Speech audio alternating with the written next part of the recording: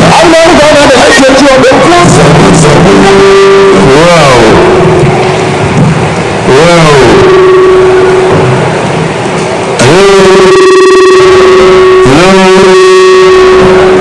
Ladies and gentlemen, I want you to join me in applauding General Baba Olusegun Obasanjo.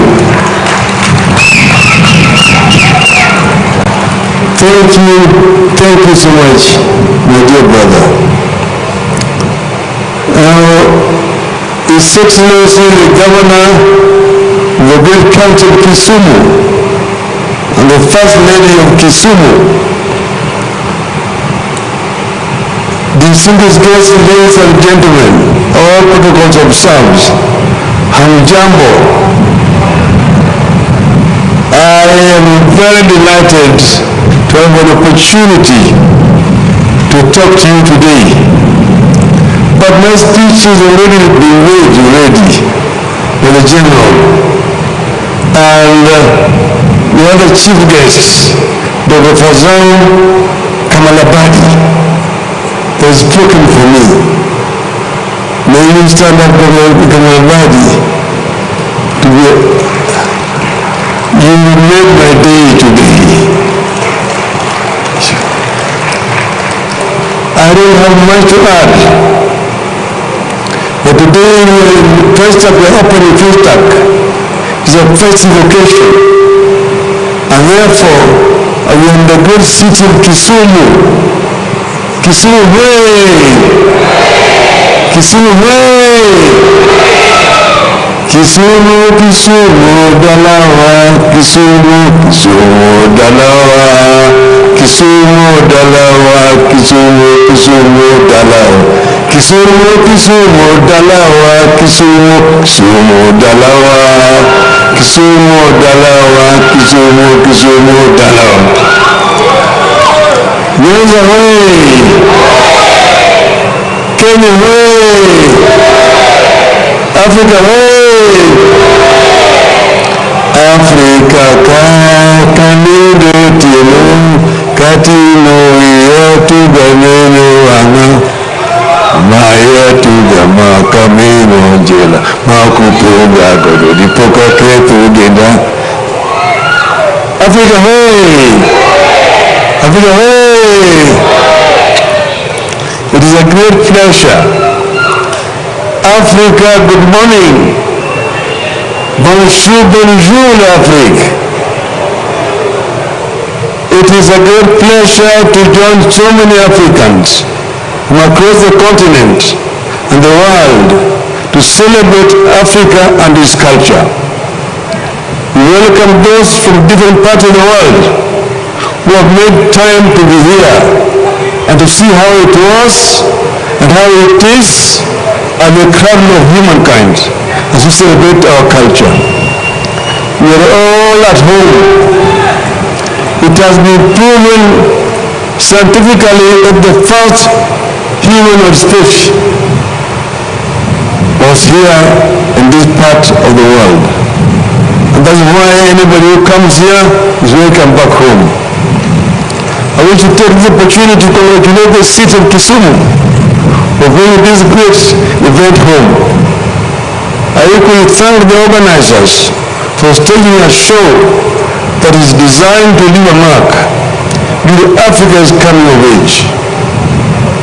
We are here to celebrate African culture as expressed in food, music, stories, dances, business, fashion, and sports, among others. This meeting is very much in line with aspiration number 5, the Agenda 2063 of the African Union, which envisages an Africa with a strong cultural identity, a common heritage, shared values and ethics, and focused on Pan-Africanism.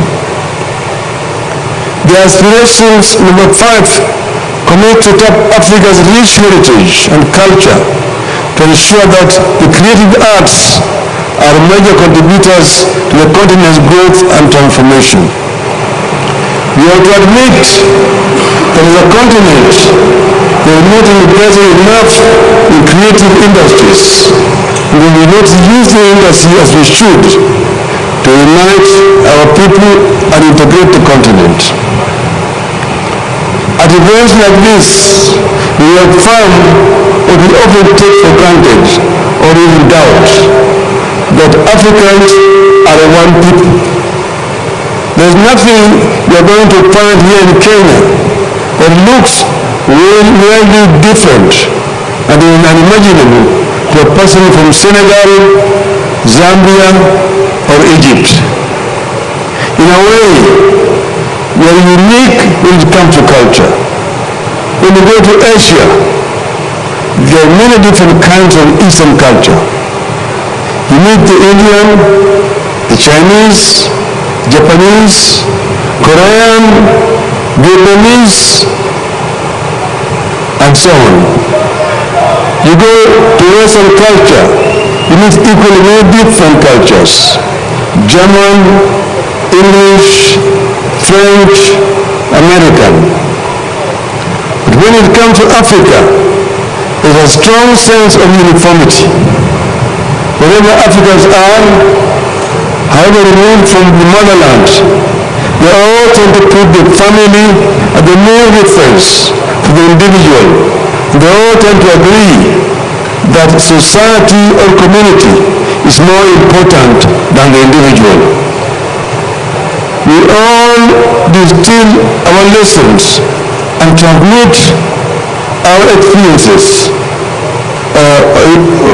We agree that distilled knowledge is beneficial for our societies to succeeding generations. May these traditions never die among the African people. May they unite and not divide us. It is, however, a painful contradiction and a matter of great concern that despite the near uniformity in our beliefs and traditions, Africa is more divided than these societies with multiple cultures. We have never harnessed our music, food, stories, and family connections to deliberately pursue unity and advance our cause as a people. The Congolese music is enjoyed across the entire continent, just like the music from Cameroon, Nigeria, Tanzania. Ethiopian, Somalian, Nigerian dishes are getting enjoyed across the continent. That is where it ends. Good food, good music, and nothing more. They will never deploy these tools for oneness.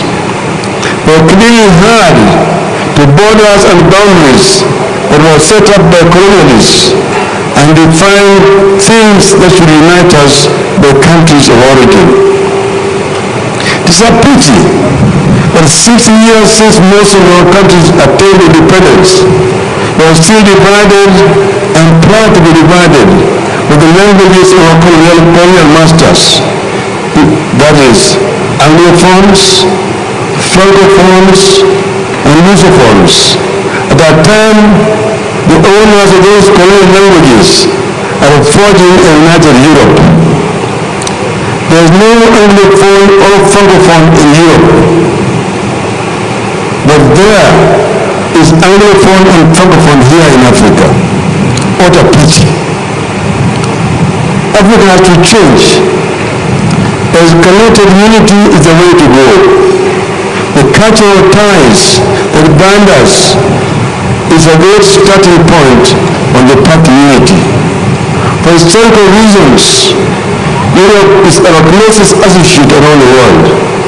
We are not going to engage meaningfully in a unified region when we act as a host of tiny individual nations. Integration is an idea whose time has come. Now, I keep on saying all the times that we need Africa developed by Africans. But we have two categories of Africans. There are Afro-optimists and Afro-pessimists. Afro-pessimists are those who have given hope on Africa. They say that Africa is a lost cause.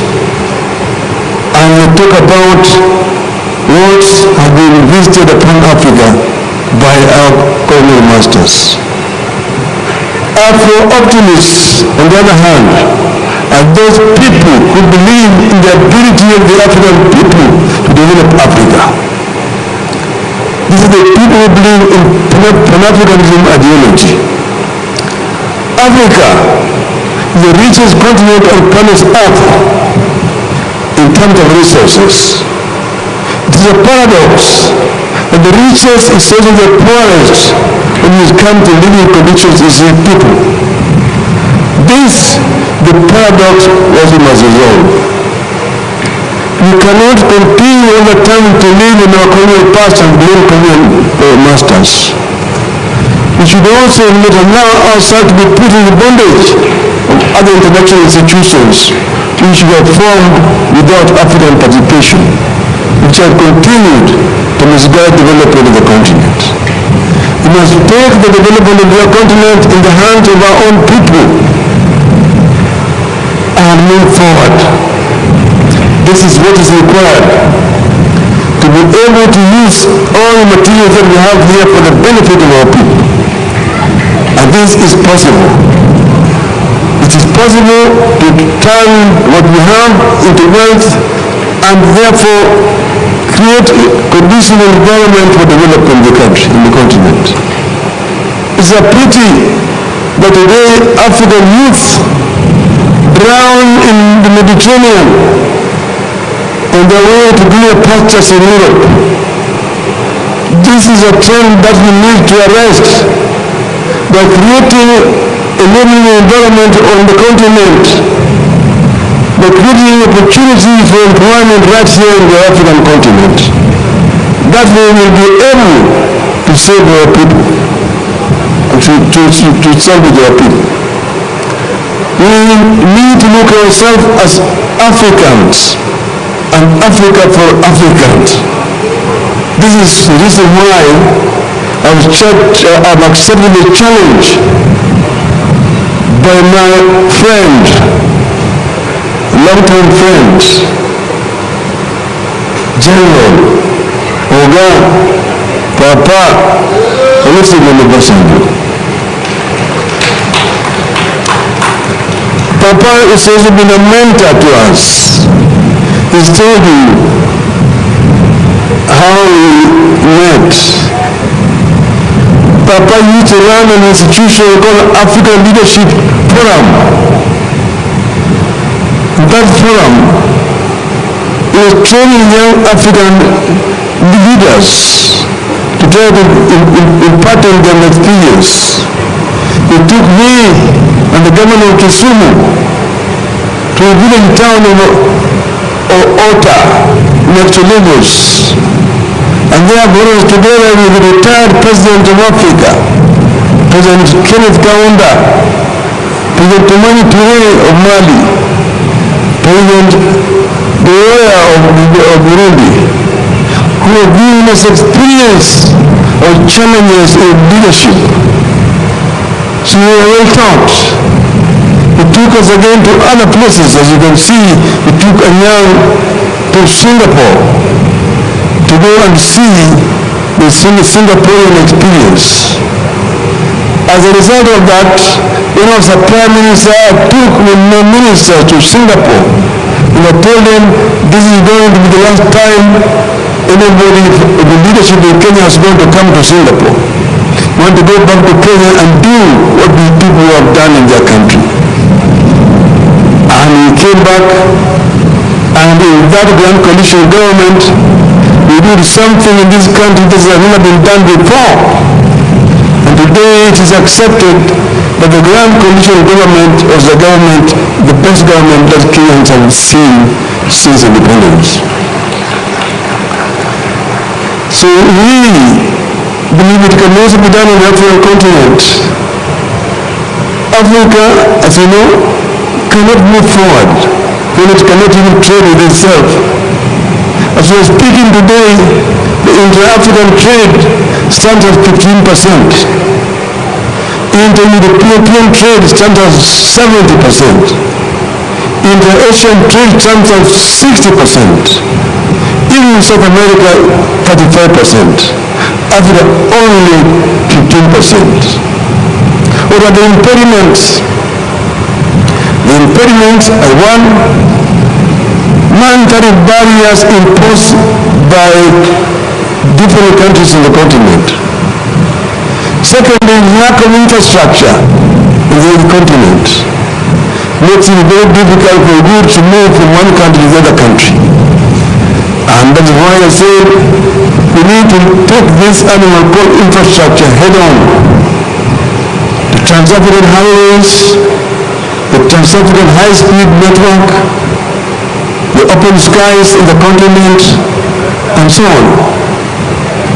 As things stand today, to travel within our continent by air is a problem. They are taxing you to fly over air, open air. And you must get a license to fly over one country to the other country. They don't do that in Europe anymore. And to travel in Africa, you need so many visas. My friend, and our friend General Aliko Dangote, one of the biggest African entrepreneurs, says that for him to travel across the continent, he needs 35 visas. His French counterpart, Mr. Business like himself, does not need a visa because he's having a French passport. The French passport, you don't need a visa to travel across Africa.